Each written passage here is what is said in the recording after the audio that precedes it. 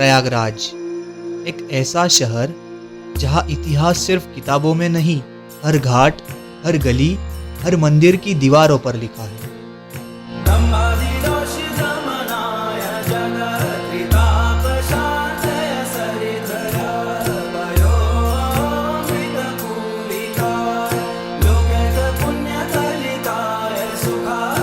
यह वही जगह है जहाँ गंगा, यमुना और अदृश्य सरस्वती मिलकर त्रिवेणी संगम बनाती है। एक ऐसा संगम जहाँ डुबकी सिर्फ शरीर नहीं, आत्मा भी लगाती है। और लाखों लोग इस आस्था में जब डूबते हैं तो जन्म होता है महाकुंभ का। और आज की कहानी इसी महाकुंभ की है। नमस्कार, मैं प्रथमेश सूर्यवंशी आपका स्वागत करता हूँ आज की इस कहानी में।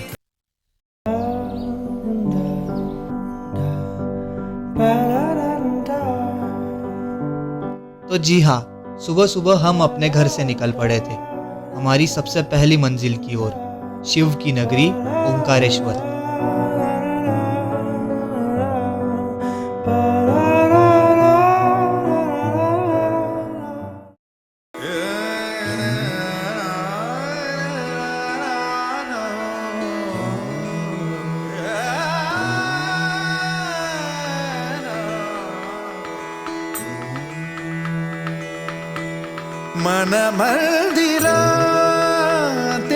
कहते हैं यहाँ शिव के ओम के आकार में बहती नर्मदा हर श्रद्धालुओं को मोक्ष का मार्ग दिखाती है।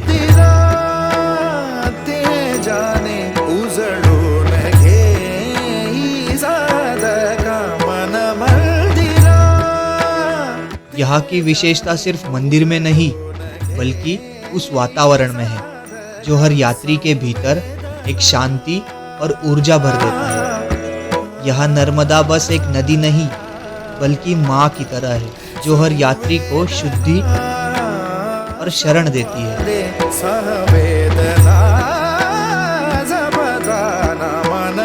ओंकारेश्वर में बिताए गए कुछ पल मानो जैसे हमें तैयार कर रहे थे एक और बड़े महासंगम के लिए। नर्मदा में डुबकी लगाने के बाद अब बारी थी त्रिवेणी संगम की। मुझे लगता है हर यात्रा सिर्फ एक जगह से दूसरी जगह जाने का नाम नहीं होती। कुछ यात्राएं हमें खुद से मिलाने के लिए भी होती है और मेरी ओंकारेश्वर की यात्रा ऐसी ही थी। ओंकारेश्वर के बाद हमारा अगला पड़ाव था उज्जैन, महाकाल की नगरी।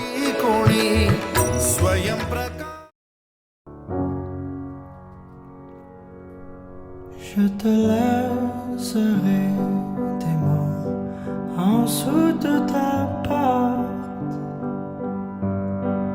en dessous de la mur qui chante tout près de la place où tes pieds passent, cachés dans les trous dans ta tête.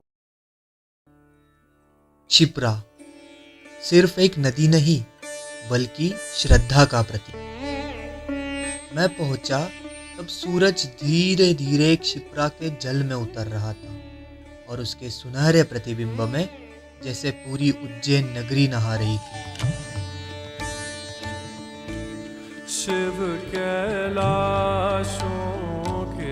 यहाँ की हर गली में शिव जी का आभास हो रहा था।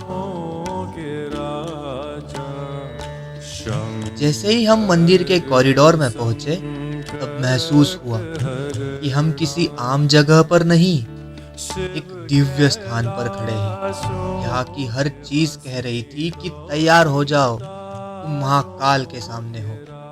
और फिर वो क्षण आया जब हम महाकाल के दर्शन के लिए आगे बढ़े। लोग कतारों में दौड़ रहे थे, आंखों में श्रद्धा और चेहरे पर आनंद था। और तभी आरती शुरू हुई।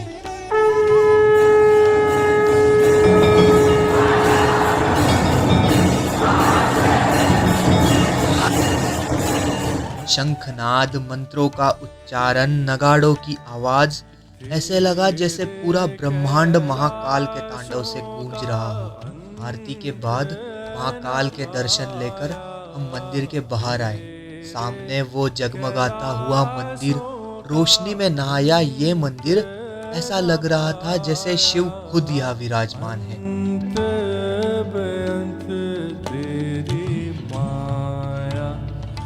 महाकाल के दर्शन के बाद हम पहुंचे उज्जैन के सबसे प्राचीन शक्तिपीठों में से एक, हरसिद्धि माता मंदिर।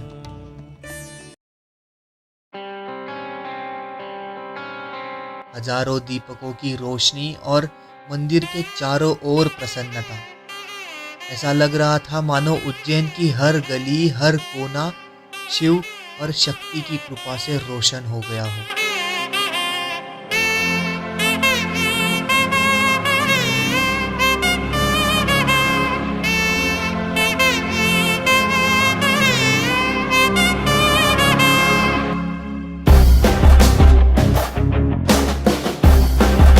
उज्जैन में मेरे पास वक्त की बहुत कमी थी, लेकिन महाकाल से जुड़ने के लिए वक्त की जरूरत नहीं होती।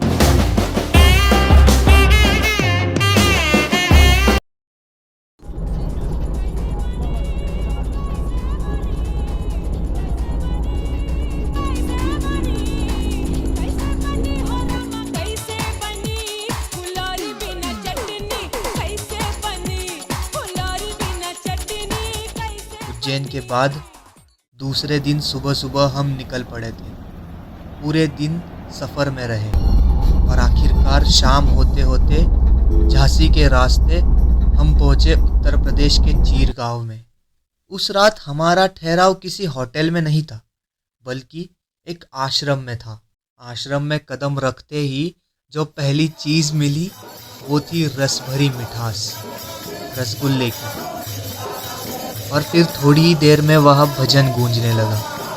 जैसे ही भजन शुरू हुआ, एक अलग ही माहौल बन गया था। इस भजन संध्या में मैंने आध्यात्मिक ऊर्जा महसूस की, जो किसी बड़े मंदिर में भी शायद ही महसूस होती हो।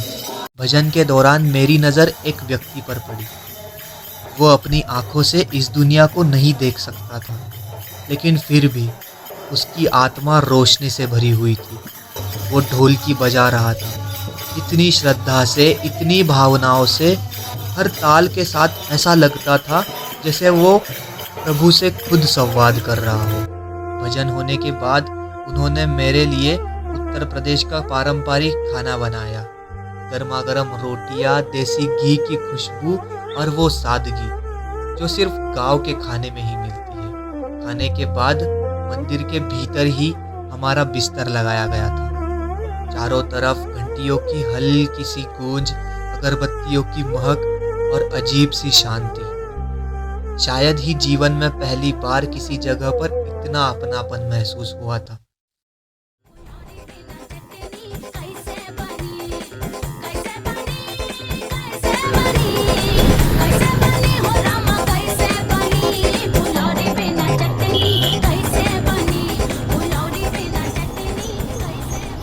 ओंकारेश्वर, उज्जैन और चीरगांव के बाद गंतव्य था महाकुंभ, त्रिवेणी संगम प्रयागराज।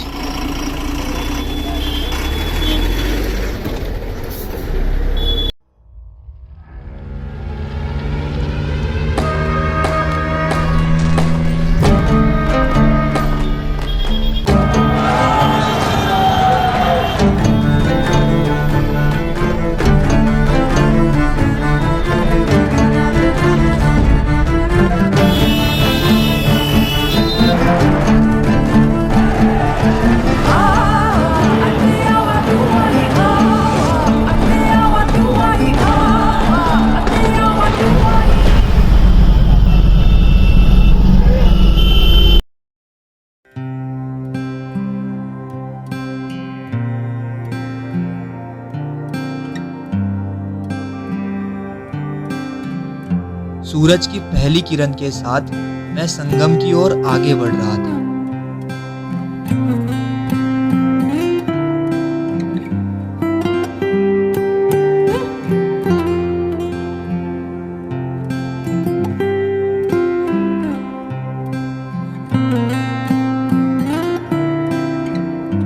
सड़कों पर श्रद्धालुओं का सैलाब। प्रयागराज अब किसी शहर जैसा नहीं था, अब ये विशाल मंदिर बन गया था। जैसे ही मैं संगम घाट पर पहुंचा, तो मैंने सोचा था कि सिर्फ गंगा की लहरों की आवाज़ सुनाई देगी, लेकिन यहाँ तो हर तरफ अनाउंसमेंट चल रही थी। आप में आ जाए, यहाँ पे आपकी प्रतीक्षा कर रहे हैं। ये बच्चा खो गया है, ये बुजुर्ग अपने घर वालों से बिछड़ गए हैं। ऐसा लगा न जाने इस भीड़ में इतने लोग खो चुके थे, कोई अपनों से, कोई अपने आप से। कुछ लोग अपने परिवार को ढूंढ रहे थे और कुछ बस खुद को। ये महाकुंभ था। यहाँ लोग मोक्ष की तलाश में आते हैं और कुछ लोग खुद को भी खो बैठते हैं।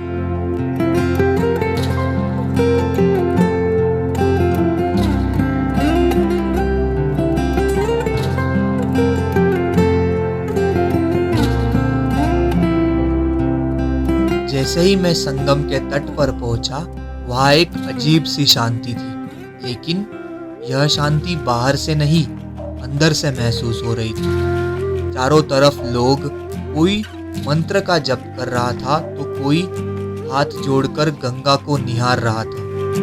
तीनों नदियाँ यहाँ मिल रही थी, पर ऐसा लगा मैं भी इस मिलन का हिस्सा बन चुका हूँ। पानी में डुबकी लगाते ही एक अलग सी ऊर्जा महसूस हो रही थी, जो मैं शब्दों में बयां ही नहीं कर पाऊंगा। ऐसा लगा जैसे सारी अशांति गंगा में बहकर विलीन हो गई हो। यह संगम सिर्फ 3 नदियों का नहीं था, यह मेरे बीते हुए कल, मेरे आज और मेरे आने वाले कल का संगम था। मैं पहुंचा तब कुंभ अपने आखिरी पड़ाव पर था।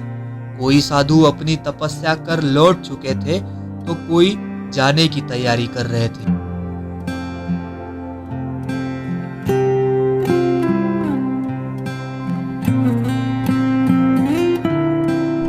महाकुंभ में बिताए ये पल मेरे लिए एक सपना जैसे थे, लेकिन हर यात्रा की तरह इसे भी खत्म होना था। शाम होने से पहले मैंने घर लौटने की तैयारी शुरू कर दी, लेकिन मन अब भी वही अटका था, संगम की लहरों में, साधुओं की तपस्या में और उन लाखों श्रद्धालुओं की भक्ति में। मैं गाड़ी में बैठा, लेकिन बाहर का नज़ारा अब भी मेरे भीतर था। शायद यही महाकुंभ की सबसे बड़ी शक्ति थी। यह सिर्फ एक मेला नहीं, बल्कि आत्मा की यात्रा थी, और इस यात्रा से जो पाया वो सिर्फ यादें नहीं थी, बल्कि वो एहसास था जो अब जीवन भर रहेगा।